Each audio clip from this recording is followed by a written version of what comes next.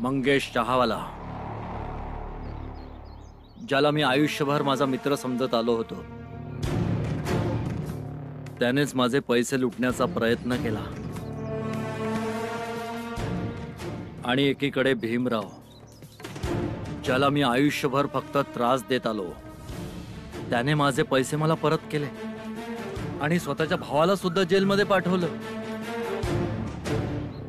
समजतच नाहीये कोणाला कुठल्या दृष्टीने बघायचं ते। अशा वेळेस मनुष्याला स्वतःला सांभाळावं लागतं।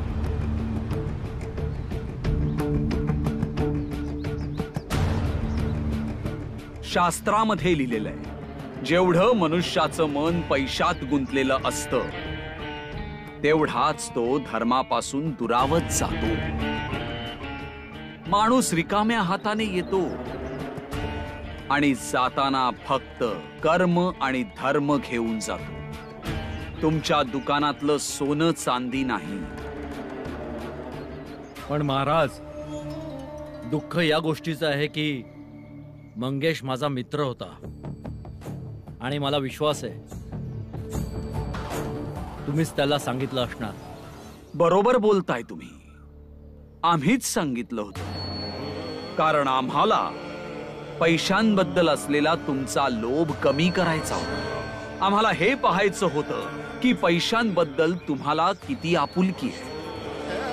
आधी आम्हाला असं वाटत होतं की तुम्ही आमच्या आणि देवाच्या चरणांवर समर्पित आहात,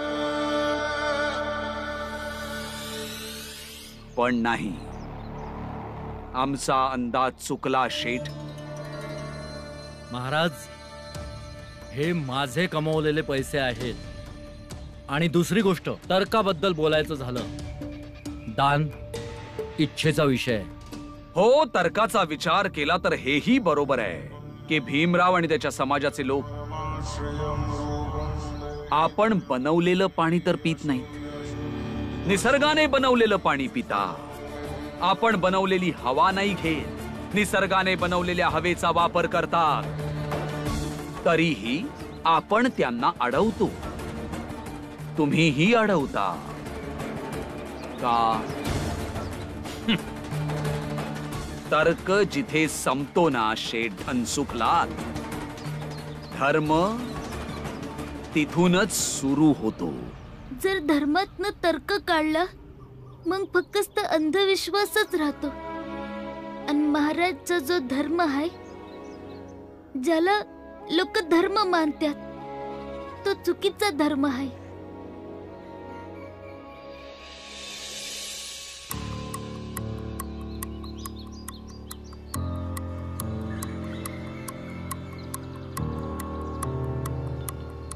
माझी वार्षिक परीक्षा जवळ आली आहे आणि माझी वही पूर्ण भरली आहे।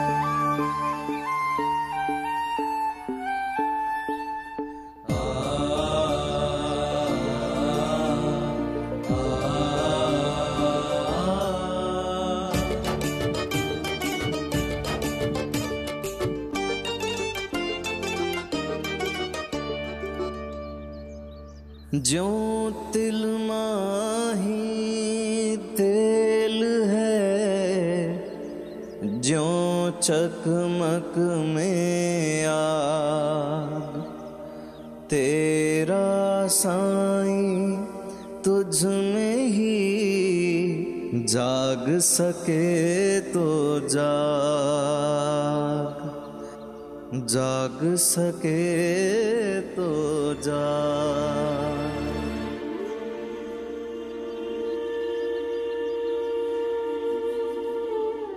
भीमराव, हे काय करतोयस? गुरुजी, माझी वही भरली आहे आणि पैक बी नाही आहेत, म्हणून मातीलाच वही बनवली आणि या काठीला लेखणी बनवून अभ्यास करतो आहे।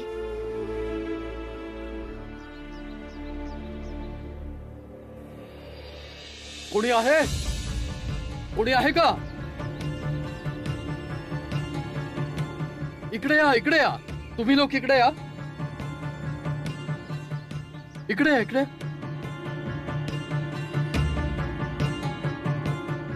तुम्ही पण या. हे बघा, मला माहित आहे की तुम्ही लोक या उदाहरणाचा स्वीकार करणार नाही, कारण भीमराव एक अस्पृश्य जातीचा मुलगा आहे. पण मी माझ्या 55 वर्षांमध्ये आजपर्यंत कोणालाच असं करताना बघितलं नाही.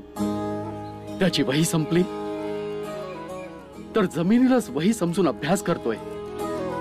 मला नाही माहित भीमरावने असं का केलं. तुम्हाला हे पाहून जेही वाटेल, पण ही प्रेरणा आहे स्वतः भीमरावासाठी, आपल्यासाठी, आपल्या मुलांसाठी, येणाऱ्या पिढ्यांसाठी.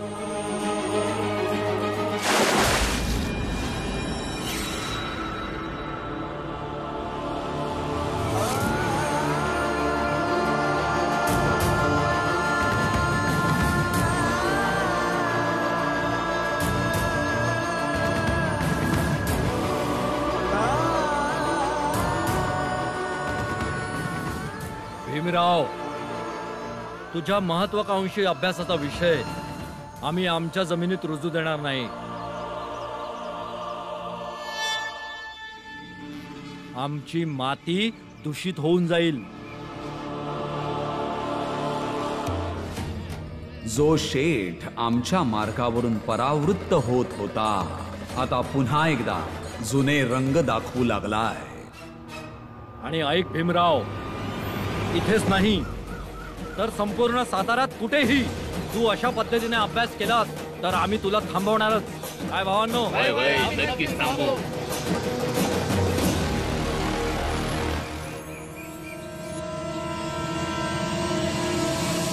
शेठजी, तुम्ही शिक्षणाची चमक चिखलानं कमी नाही करू शकत. आणि आज गुरुजी समोरच आहेत म्हणून जास्त विश्वासानं सांगू शकतो. आणि तुम्ही काय बी करा, पण म्या अभ्यास करतच राहणार. तो पत्तूर जो पत्तूर जगातली समधी जमीन संपत नाही. आणि तो पत्तूर जो पत्तूर जगातलं समद पाणी संपत नाही. आणि शेठजी, एक खरा गुरु आपल्या शिष्याच्या भविष्याबद्दल तसा देखील चांगल्या प्रकारे जाणून असतो. मला माहित आहे तुमच्याद्वारे तयार केलेल्या या पाण्याच्या त्रासामुळे भीमराव थांबणार नाहीये, परंतु तो शिक्षणासाठी समुद्राच्या पाण्याला देखील पार करेल. खूप लांब 7 समुद्रा पलीकडे जाऊन अभ्यास करेल, जिथे जगातलं सर्वात चांगलं शिक्षण मिळतं. भीमराव तुम्हा लोकांपासून इतका लांब निघून जाईल की तुम्हा लोकांची जात आणि धर्माची भिंत त्याला स्पर्शही करू शकणार नाही. आणि तुम्ही तिथवर पोहोचू शकणार नाही. समजलं गुरुजी? तुम्ही या भीमरावला झाडावर चढून चढून याचं डोकं खराब केलंय आणि आता याला परदेशात जायचे स्वप्न दाखवताय. अहो, या अस्पृश्य लोकांना वाईसराय बनवायचं स्वप्न दाखवतात का? तर ठीक आहे, ते दिवस पण बघून घेऊ. अहो, जा आपल्या घरातून पाणी आणा आणि जिथे जिथे हा भीमराव अभ्यास करत जाईल तिथे तिथे आम्ही याच्या सोबत जात जाऊ, पण याला शिकू देणार नाही.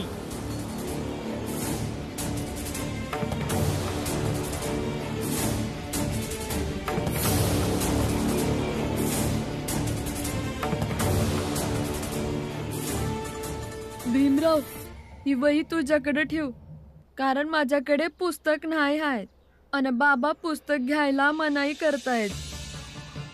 तर मग मी वयांचं करू काय? म्हणून ह्या वया तू तुझ्याकडे ठेव. अरे तुझं काय डोकं बिकं फिरलंय की काय? तू तुझी वही याला देणार, या अस्पृश्य जातीवाल्याला? वय देणार. जर तुम्ही मला पुस्तकं नाही घेऊन देणार तर मग या वयांचं मी काय करणार? मी ह्याला जर वह्या दिल्यात तर तो त्याचा वापर तरी करेल. तुला पुस्तक पाहिजे ना? चल, मी तुला विकत घेऊन देतो, पण ही वही तू त्याला नाही द्यायची, समजलं? चल घ्या. आता वह्या अशुद्ध झाल्या, आता परत कसं घेणार बाबा? लय डोकं चालवतोस. चल तू घरला, तुला सांगतो बरोबर. अरे तू काय दाखवणार आहेस? काय बरोबर आहे आणि काय चुकीचं या मुलाने दाखवलंय. याने गरजूला वही दिली हे चांगलं काम केलंय. तू याच्या पुस्तकाच्या पैशांना वर्गणीत दिलंस ते चुकीचं होतं. आता तू याला मारून बदडून स्वतःचा राग काढणारस. असं करून तू तुझ्या मुलापासून लांब जाशील. आता पुढे जेही करशील शांतपणे विचार करूनच कर. चल भीमराव.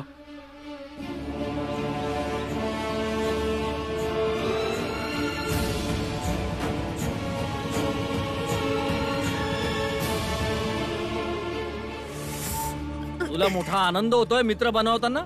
शेठजी त्याचा हात सोडून द्या. यो आमचा घरगुती मामला आहे, आम्ही सांभाळून घेऊ. समजव याला. ये चाल रे. आता काय सांगू ताई, रामजीला भेटाया मी गोरेगावला गेलो होतो.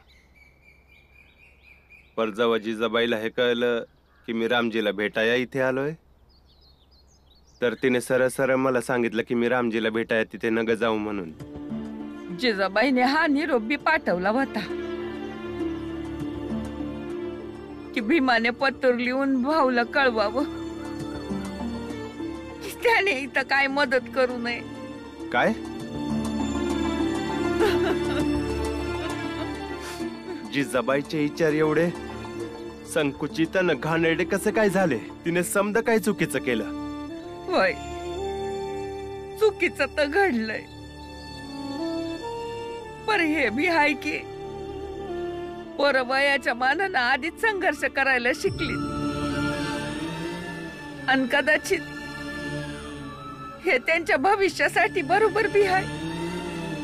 पर ताई, आताची आपली हालत कशी झाली बघ ना.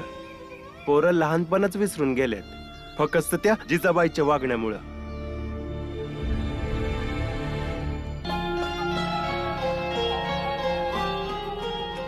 तू आज मला वही दिली आहेस, मी तुला पुस्तक देईन. कारण एकमेकांची मदत केल्याने शिक्षणाचा प्रसार जास्त लवकर होतो. अरे भीमराव, तिकडे कुठे चाललायस? शाळेचा रस्ता इकडे आहे बाळा. गुरुजी, 10 वाजले असतील. कोणत्या तरी वकिलाला बघतो आणि सिद्ध करतो का बाळा दादाला त्याच्या चुकीची जाणीव झाली आहे, ज्यामुळे त्याला जामीन मिळेल. पण वकील तुझं बोलणं तेव्हाच ऐकेल जेव्हा तुझ्याकडे पैसे असतील. पैसे आहेत तुझ्याकडे? प्रयत्न तर करीन, पण पैका न देता बाळा दादाला न्याय नाही मिळाला तर ते तर चुकीचं आहे ना. ठीक आहे, चल मी पण येतो तुझ्यासोबत. चल.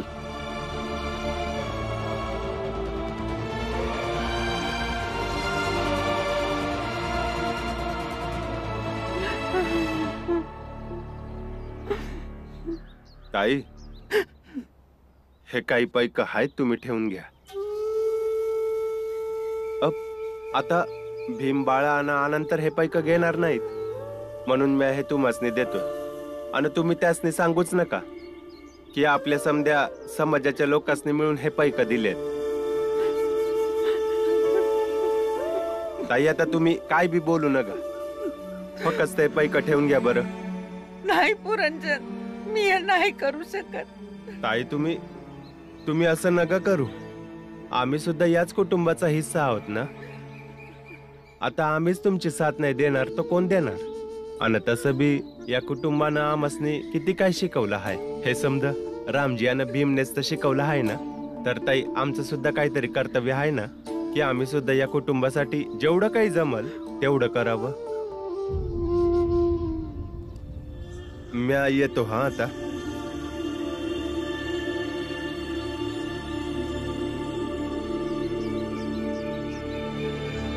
पुरंजन काका,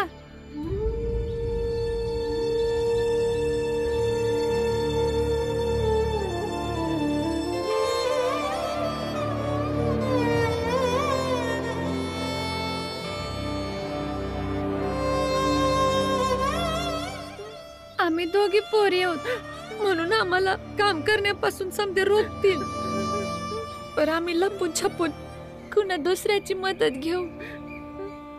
आमच्या भावांच्या संघर्षांना कमजोर तर नाही होऊ देणार ना. आणि म्हणूनच हे पैक तुम्ही आम्हाला नका देऊ, हे तुम्ही परत घ्या. आशीर्वाद द्या आम्हाला की आमचे तिन्ही भाऊ यशस्वी हो. पर बाळा म्या कोणी बाहेरचा नाही आहे ना. पण भावांच्या संघर्षासमोर आम्ही समध्या भावा बहिणींशिवाय बाकी समधे परकेच आहेत ना व. पर वाईट वाटून घेऊ नका पुरंदर काका, फक्त आमासनी समजून घ्या.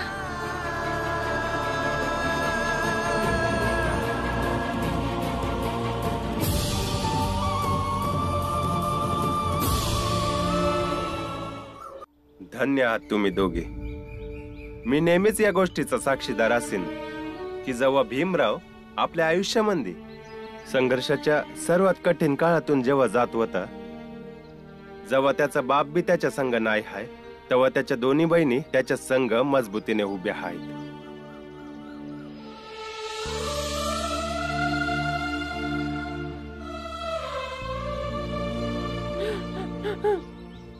तुळसा, मंजुळा, या आत्या. अरे तुझीच मदत करण्यासाठी आम्ही चोरी केली नव, आणि आता तुझ्याच मुळे आम्ही तुरुंगात येऊन फसलोया. आणि तुला हेच करायचं होतं तर आमच्या संग कशा पायी आलास? समधी वाट लावलीस तू. अरे याच्याकडनं काही नाही होत. हे समजा याच्या भावानं भीमरावनं केलंय. बस फक्त आपण इथून सुटलो ना, मग त्या भीमरावला आम्ही सोडणार नाही. वय वय करा ना प्रयत्न. समजा सातारा प्रयत्न करतोय तुम्ही बी करा, पर काय बी करू शकणार नाही. काय करू शकला तर हे करा की त्याच्याकडनं काहीतरी ज्ञान घ्या. थोडं ज्ञान मिळालं तर अशी चोरी बिरी करणार नाही तुम्ही. काहीतरी चांगलंच काम करा. तर मग आता अस्पृश्याकडून ज्ञान घ्यायचं का? नग घेऊ. तुमच्या या कामामुळे तुम्ही तिकडेच आहात जिथं अस्पृश्य जातीचा बाळा बसलाय. आपण समजे एकसारखेच झालो. एक राहू देईल तेव्हाच ना.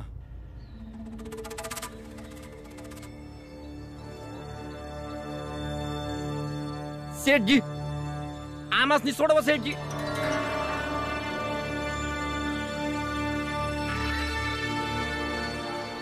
चहावाला मंगेश आणि या दोघा चोरांची मी जमानत घ्यायला आलोय, आणि हे इथून हसत हसत निघून पण जातील. आता उरला फक्त तू.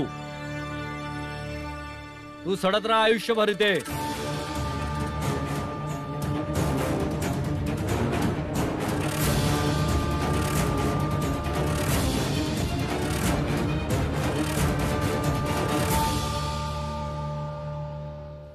जमानतचे पैसे घ्या, यांना सोडून द्या. वकिलांचे कागदपत्र पण आहेत, वाचून घ्या.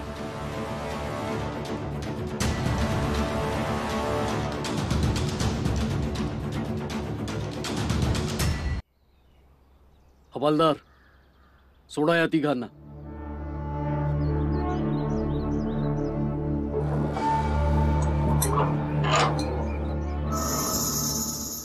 लय इमानदार बनत होतास ना तू. आता बघ तुझं इमानदारीचं भूत कसं उतरतं ते. इथं सड आता. आम्ही तर जातो इथून. तुम्हा सगळ्यांना भूक लागली असेल, चला जायच्या आधी जेवून घ्या. लय लय धन्यवाद शेठजी. चला जेवून घ्या. आता प्रत्येकाच्या आयुष्यात जेवण थोडी लिहिलं असतं, आणि तसंही याच्या घरी तर सगळेजण उपाशी मरतायत. हे याच्यासाठी जेवण कुठून आणतील? चला. वय शेठजी.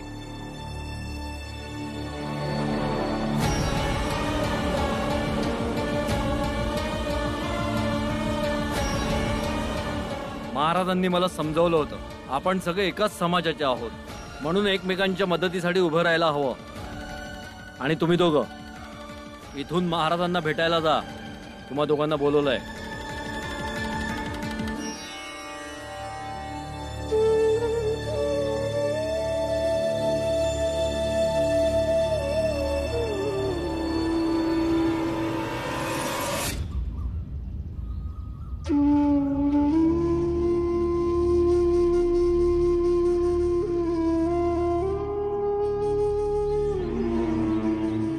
गुरुजी, समदे वकील लय पैक सांगतायत. आपण एवढं पैक कुठून आणायचं? हीच तर अडचण आहे. सरकारी वकील पण केस घेणार नाही. जात धर्म मध्ये येईल. बाळा दादा, मी तुला काय बी करून जेलमधून सोडवीन, पण आज आपल्या संकल्पांना आपल्या नात्यापेक्षा जास्त महत्त्व देऊन जे शिकवण मिळेल त्यामुळे मला भविष्यात खूप काही निर्णय घेण्यात उपयोग